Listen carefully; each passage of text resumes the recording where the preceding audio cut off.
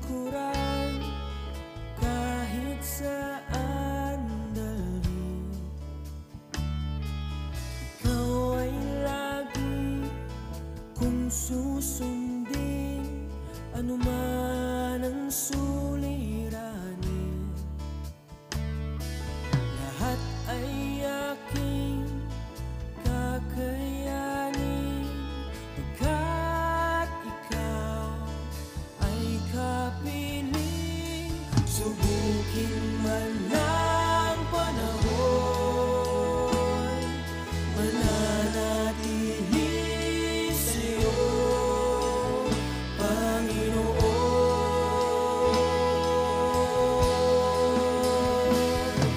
Walang alinlangang maglilingkod, walang pangambang sa'yo ay susunod.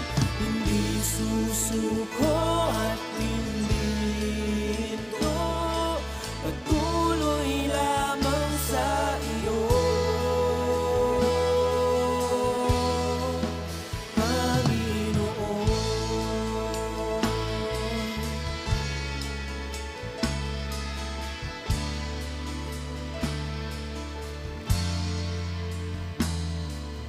Ikaw ang aking paglilingkuran kahit saan dalhin. Ikaw ay lagi kung susundin, anuman ang suliranin. Lahat ay aking kakayanin, pagkat ikaw ay kapiling. Subukin man ng panahon. Okay, magandang gabi po sa ating lahat, sumusubaybay sa napakagandang programang ito, Ang Tinig ng Pag-asa. Ako pong muli ang inyong lingkod, Reverend Virgilio Santos ng Jesus Be Lifted Up, Oriental Mindoro Chapter. At narito po tayo ngayong gabi upang muli ay pag-aralan ang buhay at banal na salita ng Panginoon. Pinagpala po tayo sapagkat ang gawain po ng Panginoon nung nakaraang linggo ay talagang napakamatagumpay at sinamahan po tayo ng Panginoon. Una po, nagpapasalamat tayo sa Diyos sa lahat ng ating mga kapatid na sumuporta po sa panalangin at sa mga bagay na material. Kararating lang po namin galing sa mission trip sa Taiwan. At nakaisang linggo po kami roon. Kasama po natin ang ilang mga kapatiran sa Nueva Ecija, sa Bulacan, at mag-isa Cavite, si Ate Evie Andal kasama po natin. At ang ilang mga kapatid po natin dito sa Mindoro at ilan ding mga kapastoran. So isa pong napakamatagumpay na gawain po ang aming dinaluhan doon. At ang inyo pong lingkod ang siyang nagbahagi ng salita ng Diyos. Dahil anniversary po ng gawain ng Joshua Church sa lugar po ng Taiwan. So purihin po ang Panginoon at ngayong gabi tayo po mag-aaral muli ng kanyang salita. Ang ating pong topic ngayong gabi ay matatagpuan sa John chapter 14 beginning verse 21 to 24. No? At ito po ay may temang the true love for God. Ang sabi po ng banal na kasulatan sa John chapter 14 verse 21, ang tumatanggap sa mga utos ko at tumutupad sa mga ito, ang siyang umiibig sa akin. Ang umiibig sa akin ay iibigin ang aking Ama, iibigin ko rin siya, at ako'y lubusang magpapakilala sa kanya. Sa talatang 22 po, tinanong siya ni Judas, hindi po yung Judas Iscariote yon. Panginoon, bakit po sa amin lamang kayo magpapakilala ng lubusan at hindi sa sanlibutan? Sumagot si Jesus, ang umiibig sa akin ay tumutupad ng aking salita. Iibigin siya ng aking Ama at kami pupunta at mananahan sa Kanya. Sa talatang 24, ang hindi tumutupad sa aking mga salita ay hindi umiibig sa akin. Ang salitang narinig nyo ay hindi sa akin, kundi sa Ama na nagsugo sa akin. So, purihin po ang Diyos sa mga talatang ito na ating binasa. At ngayon ay ating pagbubulay-bulayan. Ano? Ang sabi po ng Panginoon doon sa ating binasa, may mga bagay po na kailangan nating unawain dito para mapatunayan po natin na tayo ay mga tunay na nagmamahal sa Ama. No? Kaya ang ating pong specific na topic ngayong gabi, who are the true lovers of God? Sino po o sino-sino po yung mga taong tunay na nagmamahal sa Diyos? No? Kasi sa ating panahon po, maraming tao nagsasabing mga Diyos, nagmamahal sa Diyos, pero pag pinag-aralan niyo po yung kanilang mga ginagawa o sinasabi, parang hindi naman. No? So pag-aralan po natin, ano po yung sinasabi ng banal na kasulatan para mapatunayan po natin na tunay nga tayong nagmamahal sa Diyos. No? Who are the true lovers of God?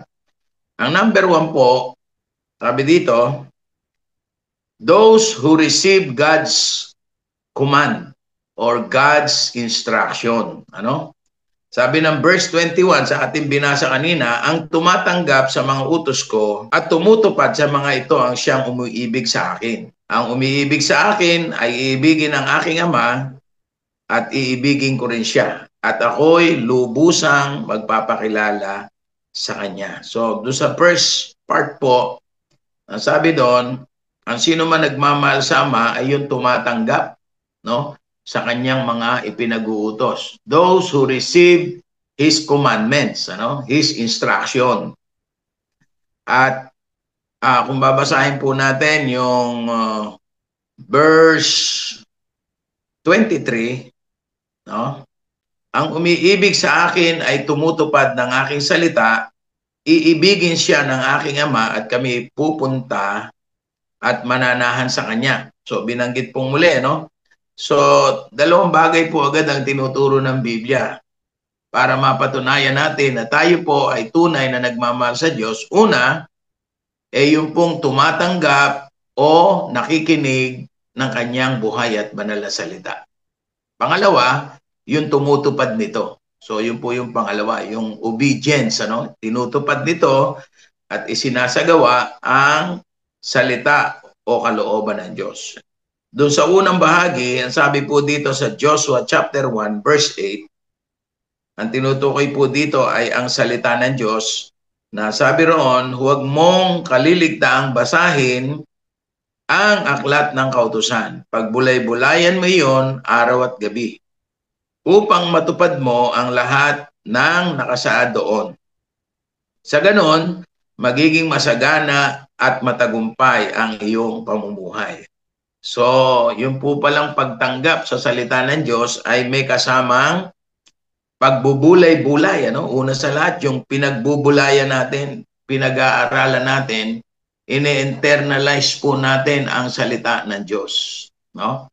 At hindi naman po ito mahirap sa isang taong may espiritu ng Diyos. Kaya sabi ng Biblia, ang nagpapaliwanag po dyan ay ang banal na espiritu.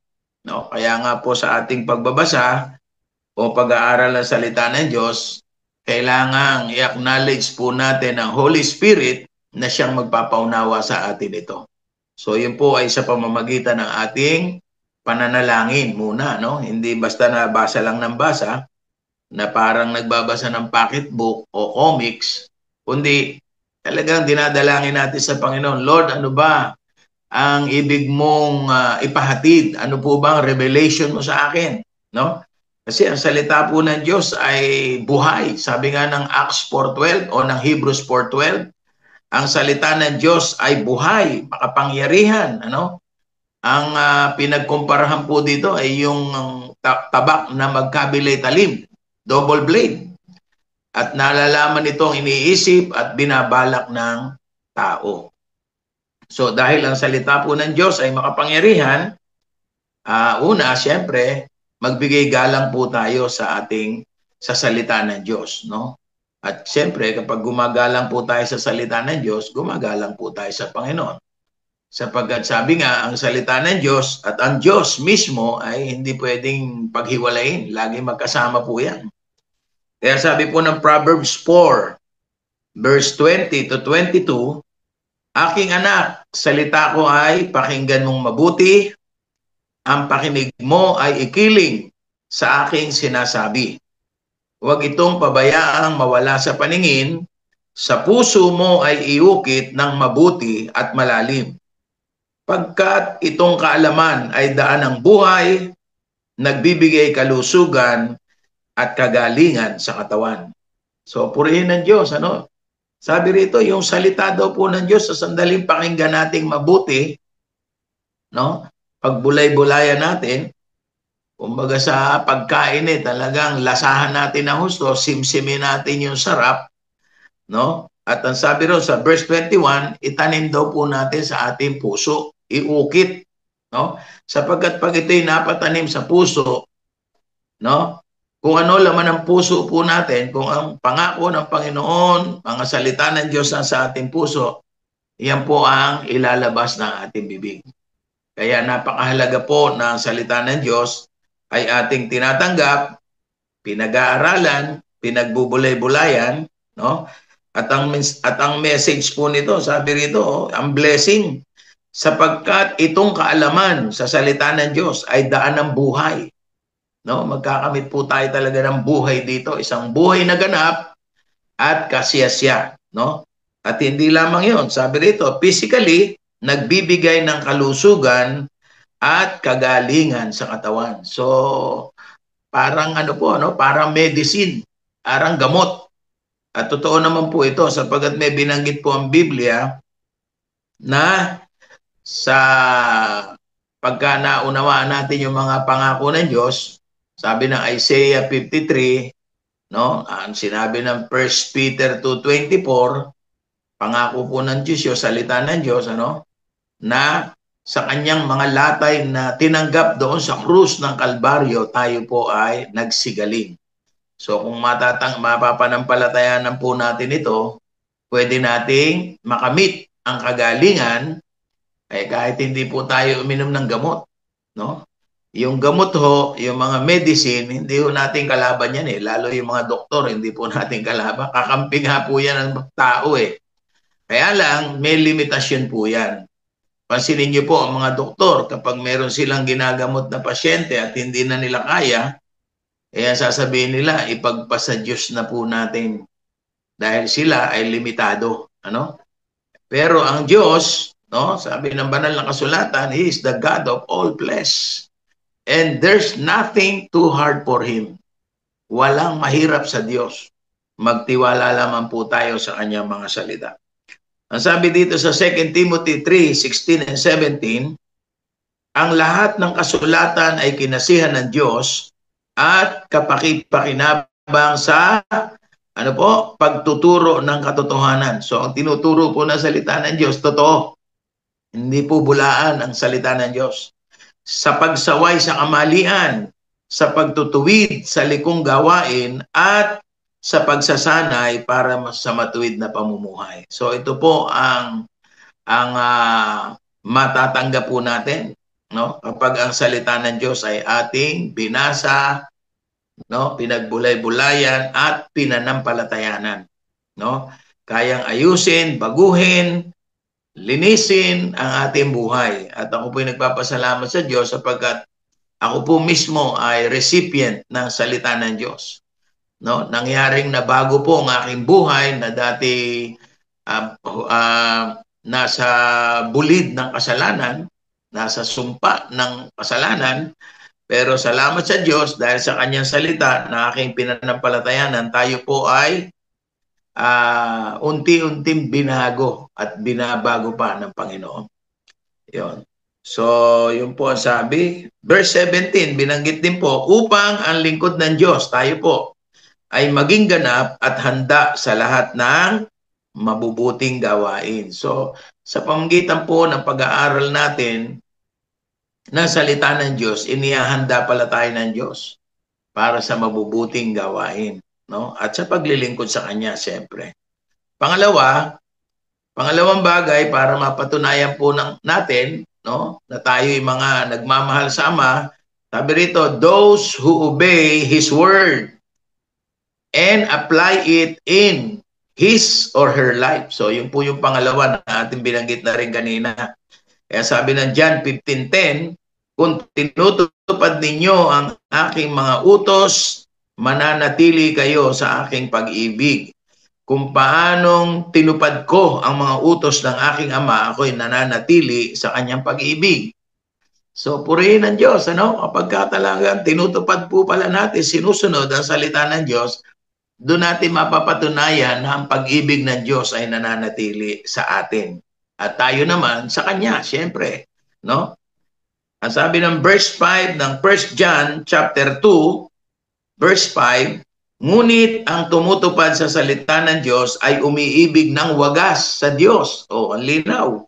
At ganito natin nalalaman na tayo'y talagang nasa Kanya. No? So, kung tinutupad po natin ang salita ng Diyos, ang sabi ng Biblia, umiibig tayo ng wagas sa Panginoon. Ang sabi ng verse 6, sino mang nagsasabing nananatili siya sa Diyos ay dapat mamuhay tulad ng pamumuhay ng ating Panginoon Kristo.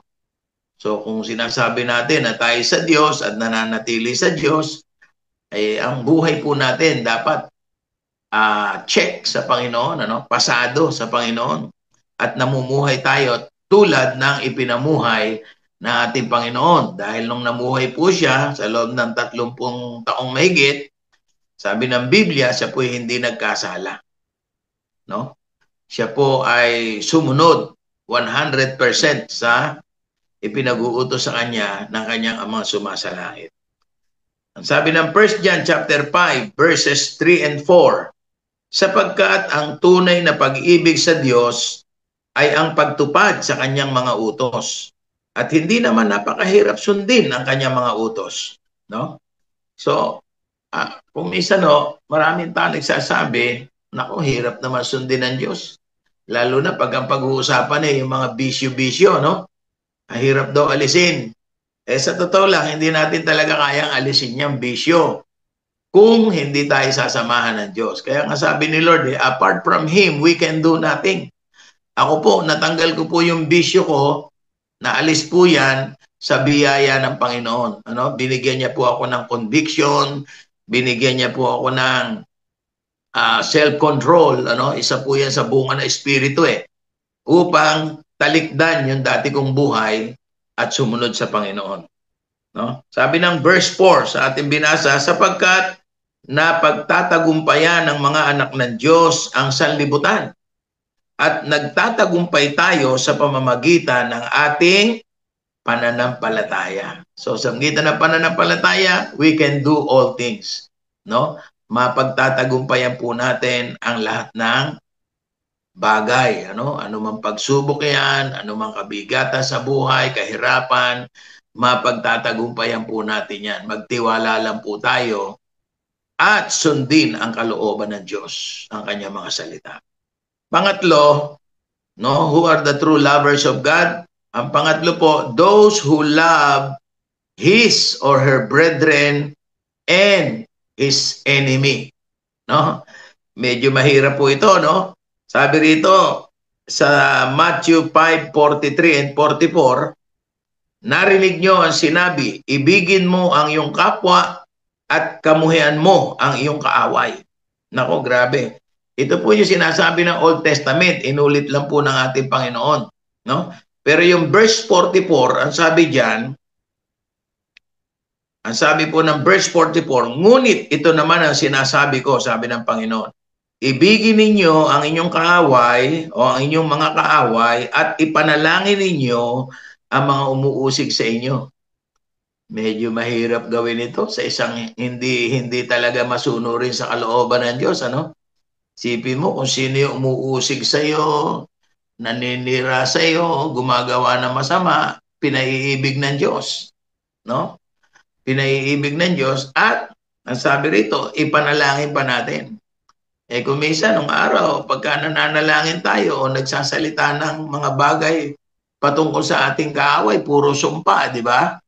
Yung iba sabi, tamaan ka na ng kidlat, masagasaan ka ng pison, mahulog ka sa bangin, mabagsakan ka ng eroplano, parang gano'n, ano?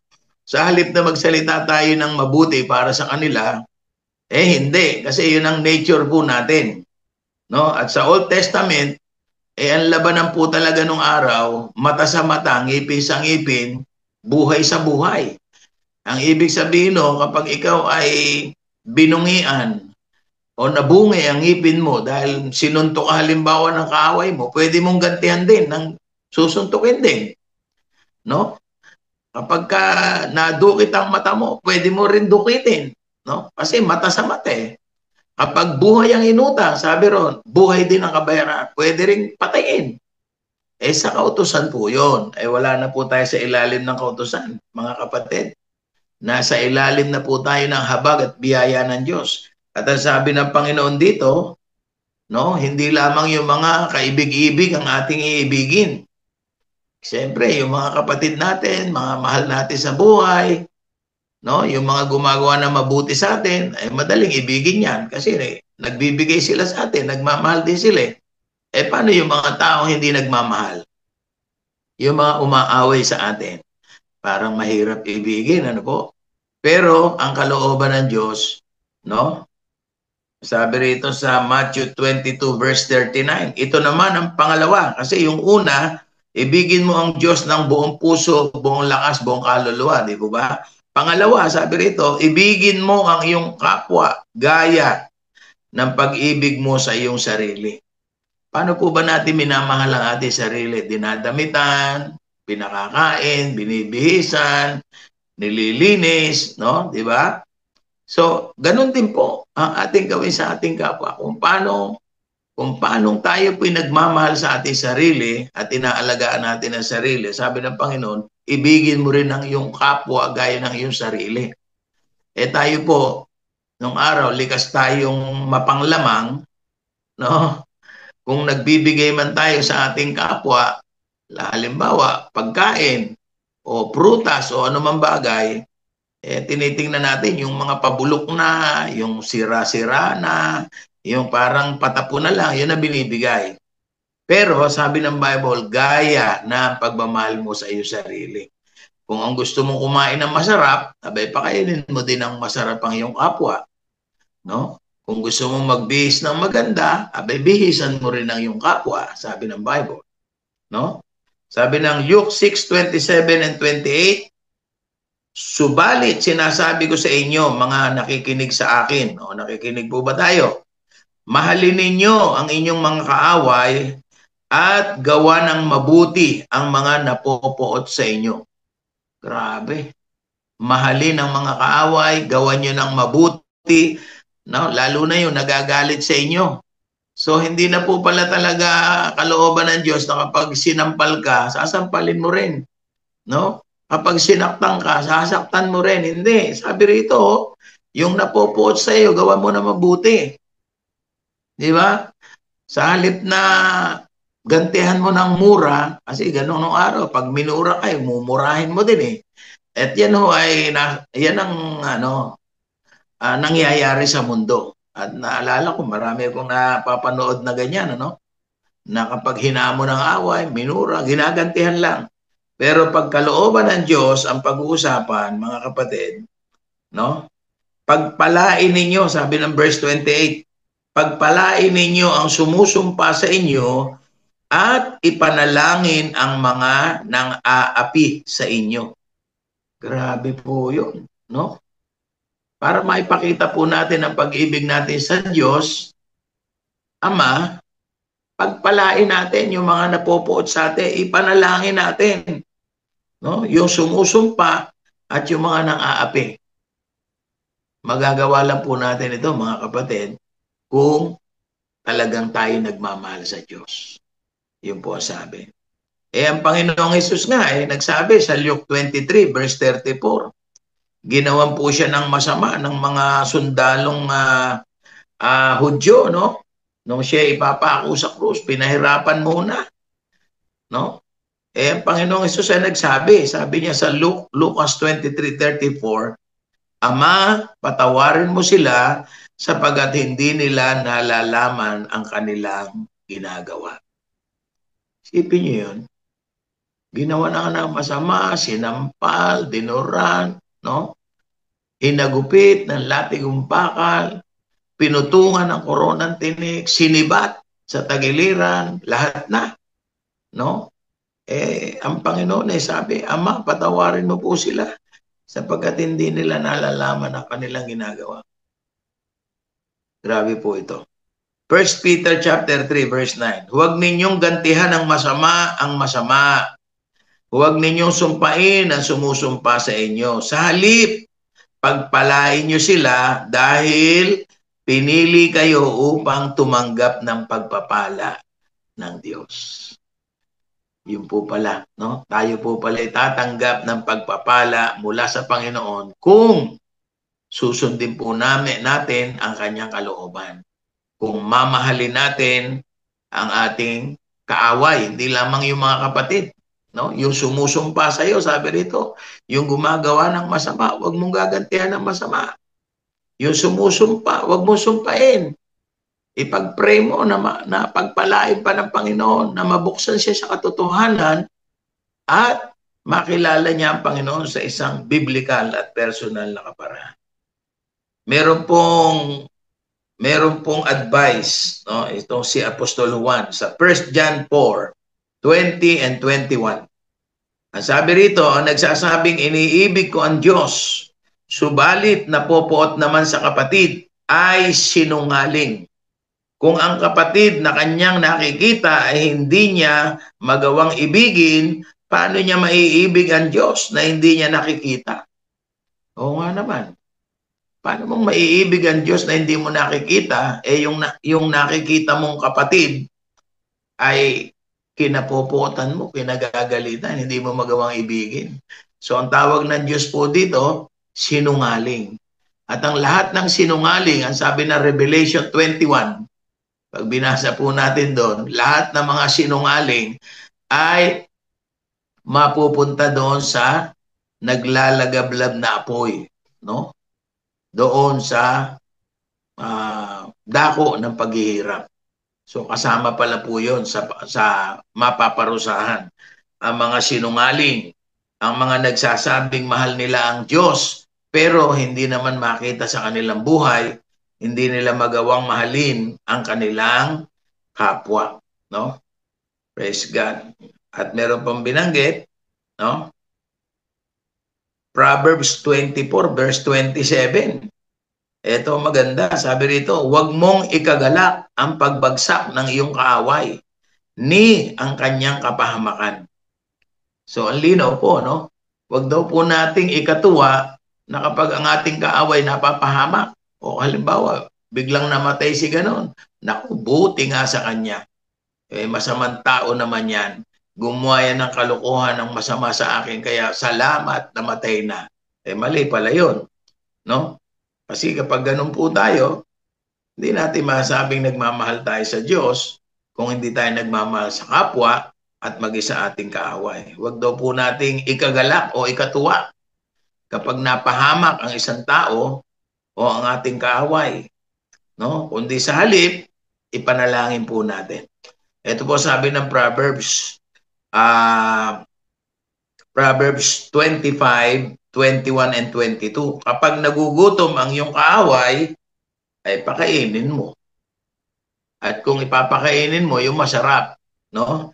Painumin kung siya'y nauuhaw. Ano po? So malinaw po yun, ano?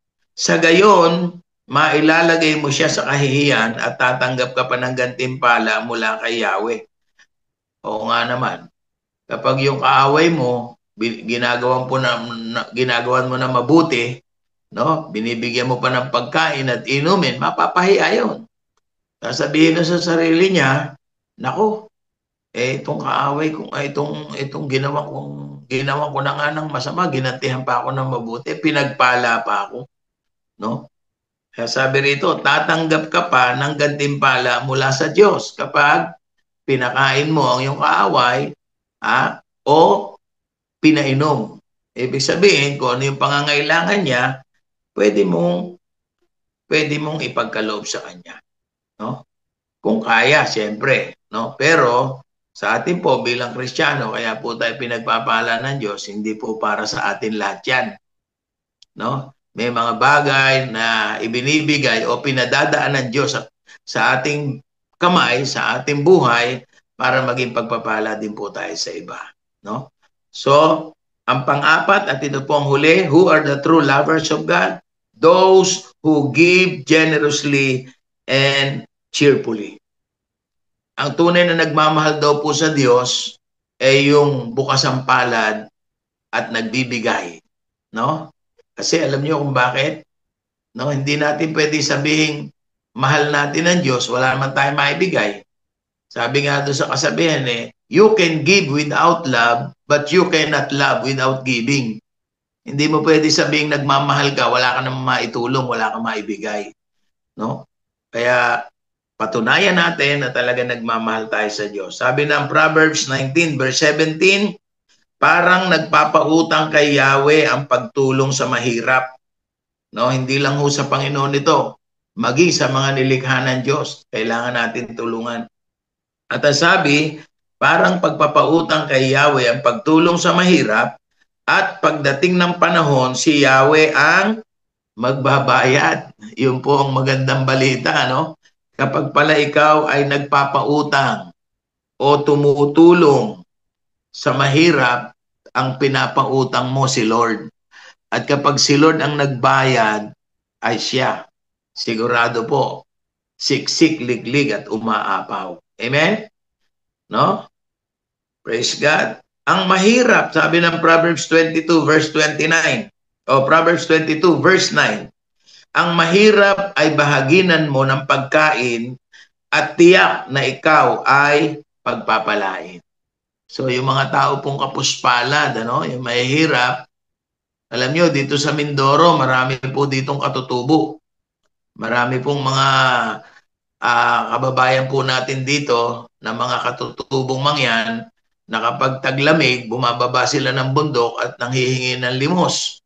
Ang mga tao naman, kung hindi man umiwas, ay lumalayo, hindi nagbibigay. At kung magbigay man, ay kakapiranggot, kumbaga. No? Kasi pag nagbigay daw sila, ang katwiran nila, maya-maya, nandiyan na, nakapila na yung ibang katutubo. Ang katwiran ko naman, hanggat may maibibigay ka, na kaya mo, no, ibigay mo. Huwag kang magmaramot. No? Ang biro ko nga po, kung ayaw mong magbigay, magpalit kayo. Ikaw na lang ang bibigyan. Di ba? So, ang sabi po dito, bahagi na natin ng pagkain at tiyak na tayo ay pagpapalain ng Diyos. Sa gawain po ng pagbibigay, lalo na sa Panginoon, alam nyo, ang pagbibigay po, compulsory po yan. Ang sabi lang nung iba ay voluntary. Hindi po.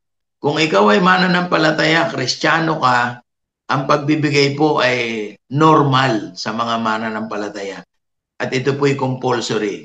Required po ito dahil nagmamahal tayo sa Diyos. Ano po sabi ng 2 Corinthians chapter 9 verse 7? Ang bawat isa ay dapat magbigay. O kita nyo? Ang bawat isa daw po ay dapat magbigay ayon sa kanyang pasya. O ikaw naman pala magpapasya kung magkano ibibigay mo. Pero dapat kang magbigay. At ang bawat isa, ibig sabihin, lahat tayo. Kaya nga po dito sa Mindoro, kahit mga estudyante, kahit mga bata, tinuturuan po nating magbigay. O, no? Kaya tayo po, mga kapatid, biblical po yan, na all, sabi riyan all must give, hindi lang ho yung may mga trabaho, hindi lang ho yung mga kumikita ng malaki. No? Kasi kung akatwira natin, wala akong pera, wala akong pambigay. Ay mga kapatid, sabi ng Biblia, yung balo nga, sentimo na lang ang nasa palad, ibinigay pa sa Panginoon. Ano sabi ng Panginoon? Ang babaeng balo ito ang nagbigay ng higit higit pa doon sa mga mayayaman na nagbigay lamang ng bahagi ng kanilang kayamanan. So, ibig sabihin po mga kapatid, kaya may trabaho ka o wala, kumakain ka naman ng 3 beses maghapon, may biyaya kang tinatanggap kay Lord, abe ibukod mo yung para sa Panginoon. Ibukod mo, no? At kung bibilangin mo po yan, alam naman natin, nakagawian na po natin kapag tayo nagbibigay ng ikapo o ng tithes, 10% po yun. Meron pa tayong offering. At yung offering na yun po yung sinasabi dito na nasa iyong pasya, maluwag sa loob at hindi napipilitan lamang. Sapagkat sabi rito, iniibig ng Diyos ang nagbibigay ng masaya o may kagalakan. God loves a cheerful giver. So, mas mapalad po yung nagbibigay kaysa tumatanggap. Di po ba? No? Ano sabi ng 1 John 3:17? Kapag nakita ng isang may kaya o may kaya, hindi ibig sabihin niya mayaman, no? Kundi able, kaya mong magbigay. Kapag nakita ng isang may kaya sa buhay ang kanyang kapatid na nangangailangan at pinagkaitan niya ito ng tulong, masasabi bang siya'y umiibig sa Diyos? O kita niyo na? Di hindi. No? Kaya mo naman tumulong, ayaw mong tumulong, kuripot ka, no? Tikumampalad. Tapos sasabihin mo, mahal mo si Lord. No? Sabi nga doon sa ating unang binasa, sinungaling ang nagsasabing nagmamahal siya sa Diyos. Pero hindi niya magawang mahalin ang kanyang kapwa. No? Sabi ng Acts 20 verse 35, yung huling statement, sabi ron, higit na pinagpala ang nagbibigay kaysa tumatanggap. Mga kapatid, sa gabi pong ito, ang nais po ng Panginoon, patunayan natin na tayo tunay na nagmamahal sa Diyos at ang pangako niya kung tayo nagmamahal sa Diyos Ama, mamahalin din tayo ng ating Panginoong Hesus at sabi ron, siya'y mananahan sa atin. No? Ang Ama, ang Anak at ang Banal na Espiritu. No? Kaya ang challenge po natin sa atin, let us always express, no, and prove our love for God, not only in words, but in deeds. Huwag lamang ho sa salita, kundi talaga sa gawa, ipakita po natin. At alam nyo, bilang mga manggagawa po ng Panginoon, no, high-tech na po tayo Sa totoo lang, tayo pong mga magkakapatid sa Panginoon sa Jesus Be Lifted Up Church, kapag merong emergency, di ba? Pag merong kailangan tulungan, bukas palad po tayo na nagbibigay. Yung mga kapatid nating taga Mindanao, taga Jensan, taga Sarangani, ilang beses na sila po'y nangailangan. Namatay pa yung ating senior pastor doon. Meron naman tayong gawain ng Panginoon doon na nangangailangan na mabubungan yung kanilang bahay-sambahan. Di po ba nagkaisa tayo? Pagka po ganoon, mga kapatid, wag ho kayong pauuna. Kailangan ipadala nyo na agad. Hindi naman sinasabi diyang lakihan mo, no? Hindi naman palakihan po yan No? Ipakita po natin yung concern natin sa ating mga kapatid. At napakaganda po ng naging kasunduan po natin sa J-Blue, lalo na kapag hindi lang pag may mga pangangailangan, no? Pag meron po tayong mga kapatid na may sakit, may karamdaman, wag po kayong magdalawang isip na tumulong. Kasi tayo po dito sa Mindoro, tinuturuan po natin ang ating mga kapatid na kapag may pangangailangan, magbigay tayo. Magbigay po tayo ng abot na ating makakaya. No? Maganda po ngayon, mag-anniversary po. Kailan ba yung susunod na anniversary? No? Na bawat simbahan na mag-celebrate ng kanilang anibersaryo, meron tayong dito sa Mindoro, ang tawag po dyan tapong-tapong. Bayanihan, nagsabi, nagtutulungan, At napakaganda po noon, mga kapatid. No? Ako po, nagpapasalamat sa Diyos kasi itong huling lakad po namin sa Taiwan, yung mission po natin, pinagpala po tayo ng Panginoon. Hindi natin na-expect, nagpe-pray lang po tayo dahil syempre, tayo po sa Panginoon lang umaasa, purihin ng Panginoon. Kaya po naging matagumpay yung aming Taiwan mission trip at na maraming tao na pagpala, nakapagsama pa po kami ng mga kapatiran dahil may ginamit ang Diyos. No? May ginamit ang Diyos, pagbili ng ticket, yung aming babaunin, may ginamit po ang Panginoon. At yun po ay dahil sa pagmamahal natin sa Diyos. Hinihipo ng Diyos yung mga taong may kakayanan para sumuporta. At kung kayo po yan, wag po tayong magdalawang isip. Amen po? So, purihin po ang Panginoon. Ano na nga po yung ating pinag-aralan? No? Una, ay tanggapin po natin ang makapangyarihang salita ng Diyos. Pangalawa, sundin po natin ang sinasabi ng Panginoon. No? Kung ano po ang instruction niya, sundin po natin. Pangatlo, ipakita po natin ang pagmamahal sa mga kapatid at maging sa mga taong hindi naman natin inaaway, sila umaaway sa atin. No? Sa mga taong umuusig sa atin, ipakita po natin pagmamahal. And last, sabi ron, ang pagmamahal sa Diyos, handa kang magkaloob ng buong puso at ng may kagalakan. Purihin po ang Panginoon. Tayo po'y manalangin. Dakilang Diyos, Amang Banal, salamat po sa gabing ito. O Ama, kami nagpapasalamat sapagkat tunay nga sinamahan mo po kami sa loob ng maiksing oras at sandali. Dalangin ko po ang lahat po ng nakapakinig ng katuruang ito, O Diyos, na nakasubaybay sa palatuntunang ito na tinig ng pag-asa, ay tunay nga, O Diyos, na ang kalooban mo ang mangyari. Kami po ay maging tagapakinig at tinatanggap namin ang iyong buhay at banal na salita at handa po namin itong isakatuparan, handa po namin itong sundin, O Diyos, ang iyong kalooban at ipakita namin sa aming mga kapatid ang pagmamahal maging sa mga taong hindi kaibig-ibig, sa mga taong umuusig at napupuot sa amin sa hindi malamang dahilan. Pero kami po'y nagmamahal, Panginoon, at handa namin silang tulungan. Ama, salamat po, gayon din po sa pagiging generous, Panginoon, at pagkakaloob sa aming kapwa, pagtulong sa aming kapwa, at higit sa lahat sa gawain mo, Panginoon. Lord, gawin po namin ito ng may kagalakan sa puso. Ama, salamat po. Pagpalain niyo po ang lahat ng mga sumusubaybay sa programang ito, Ama. At sa iyo namin pinagkakatiwala ang lahat. Salamat po, Diyos. Inakin na po namin ang katagumpayan. Sa iyo lahat ng papuri. Ito po ang aming panalangin. Sa pangalan ni Jesus, sa pangalan ni Jesus. Tayo po'y magsasabi ng Amen. Amen. God bless you all. Magandang gabi po sa ating lahat. Tayo po'y pinagpala ng Diyos. God bless you.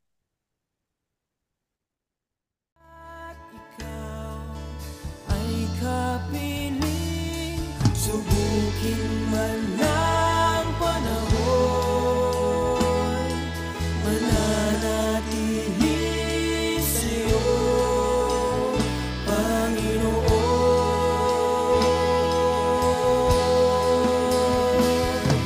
Walang alinlangang maglilingkod, walang pangambang sa'yo ay susunod. Susuko at hindi ito patuloy lamang sa iyo, Panginoon.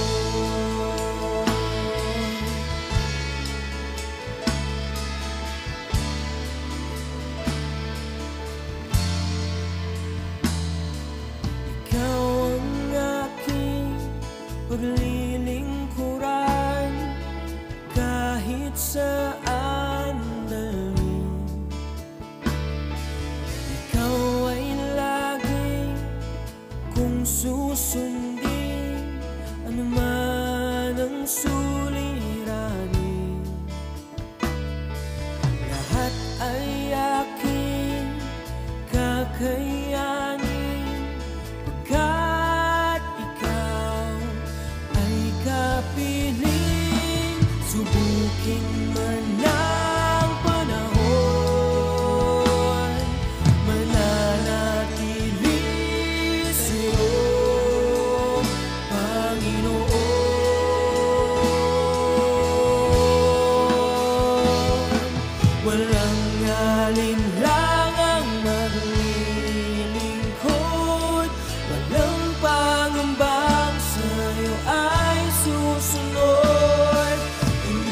Susuko at